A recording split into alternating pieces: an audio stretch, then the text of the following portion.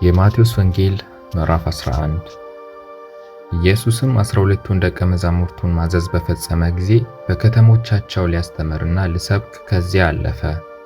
ዮሐንስም በወህኒ ሳለ የክርስቶስን ሥራ ሰምቶ ከደቀ መዛሙርቱ ሁለቱን ላከና የሚመጣው አንተ ነህን ወይስ ሌላ እንጠብቅ አለው። ኢየሱስም መልሶ እንዲህ አላቸው፣ ሄዳችሁ ያያችሁትን የሰማችሁትንም ለዮሐንስ አውሩለት። ዕውሮች ያያሉ፣ አንካሶችም ይሄዳሉ፣ ለምጻሞችም ይነጻሉ፣ ደንቆሮችም ይሰማሉ፣ ሙታንም ይነሳሉ፣ ለድሆችም ወንጌል ይሰበካል። በእኔም የማይሰናከለው ሁሉ ብፁዕ ነው። እነዚያም ሲሄዱ ኢየሱስ ለሕዝቡ ስለ ዮሐንስ ሊናገር ጀመረ፣ እንዲህም አለ። ምን ልታዩ ወደ ምድረ በዳ መጣችሁ? ነፋስ የሚወዘውዘውን ሸምበቆን? ወይስ ምን ልታዩ ወጣችሁ? ቀጭን ልብስ የለበሰ ሰውን? እነሆ ቀጭን ልብስ የለበሱ በነገሥታት ቤት አሉ። ወይስ ምን ልታዩ ወጣችሁ? ነቢይን? አዎ እላችኋለሁ፣ ከነቢይም የሚበልጠው። እነሆ መንገድህን በፊትህ የሚጠርግ መልእክተኛዬን በፊትህ እልካለሁ ተብሎ የተጻፈለት ይህ ነውና። እውነት እላችኋለሁ፣ ከሴቶች ከተወለዱት መካከል ከመጥምቁ ዮሐንስ የሚበልጥ አልተነሳም። በመንግሥተ ሰማያት ግን ከሁሉ የሚያንሰው ይበልጠዋል። ከመጥምቁም ከዮሐንስ ዘመን ጀምሮ እስከ ዛሬ ድረስ መንግሥተ ሰማያት ትገፋለች፣ ግፈኞችም ይናጠቋታል። ነቢያት ሁሉና ሕጉ እስከ ዮሐንስ ድረስ ትንቢት ተናገሩ። ልትቀበሉትስ ብትወዱ ይመጣ ዘንድ ያለው ኤልያስ ይህ ነው።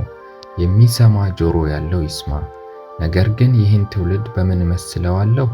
በገበያ የሚቀመጡትን ልጆች ይመስላሉ። እነርሱም ባልንጀሮቻቸውን እየጠሩ እምብልታ ነፋንላችሁ፣ ዘፈንም አልዘፈናችሁም፣ ሙሾ አወጣንላችሁ፣ ዋይ ዋይም አላላችሁም ይሏቸዋል። ዮሐንስ ሳይበላና ሳይጠጣ መጣ፣ እነርሱም ጋኔን አለበት አሉት። የሰው ልጅ እየበላና እየጠጣ መጣ፣ እነርሱም እነሆ በላተኛና የወይን ጠጅ ጠጪ፣ የቀራጮችና የኃጢአተኞች ወዳጅ ይሉታል። ጥበብም በልጆቿ ጸደቀች። በዚያን ጊዜ የሚበዙ ተአምራት የተደረገባቸውን ከተማዎች ንስሐ ስላልገቡ ልነቅፋቸው ጀመረ። እንዲህም አለ፣ ወዮልሽ ኮራዚ፣ ወዮልሽ ቤተሳይዳ! በእናንተ የተደረገው ተአምራት በጢሮስና በሲዶና ተደርጎ ቢሆን ማቅ ለብሰው አመድም ነስንሰው ከብዙ ጊዜ በፊት ንስሐ በገቡ ነበርና። ነገር ግን እላችኋለሁ፣ በፍርድ ቀን ከእናንተ ይልቅ ለጢሮስና ለሲዶና ይቀልላቸዋል። አንቺም ቅፍርናሆም እስከ ሰማይ ከፍ አልሽን? ወደ ሲኦል ትወርጃለሽ። በአንቺ የተደረገው ተአምራት በሰዶም ተደርጎ ቢሆን እስከ ዛሬ በኖረች ነበርና። ነገር ግን እላችኋለሁ፣ በፍርድ ቀን ከአንቺ ይልቅ ለሰዶም አገር ይቀልላታል። በዚያን ጊዜ ኢየሱስ መልሶ እንዲህ አለ፣ አባት ሆይ፣ የሰማይና የምድር ጌታ፣ ይህን ከጥበበኞችና ከአስተዋዮች ሰውረ ለሕፃናት ስለገለጠህላቸው አመሰግንሃለሁ።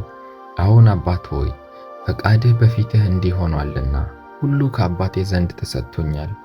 ከአብ በቀር ወልድን የሚያውቅ የለም፣ ከወልድም በቀር ወልድም ሊገልጥለት ከሚፈቅድ በቀር አብን የሚያውቅ የለም። እናንተ ደካሞች፣ ሸክማችሁ የከበደ ሁሉ ወደ እኔ ኑ፣ እኔም አሳርፋችኋለሁ። ቀንበሬን በላያችሁ ተሸከሙ፣ ከእኔም ተማሩ፣ እኔ የዋህ በልቤም ትሑት ነኝና ለነፍሳችሁ ዕረፍት ታገኛላችሁ። ቀንበሬ ልዝብ ሸክሜም ቀሊል ነውና።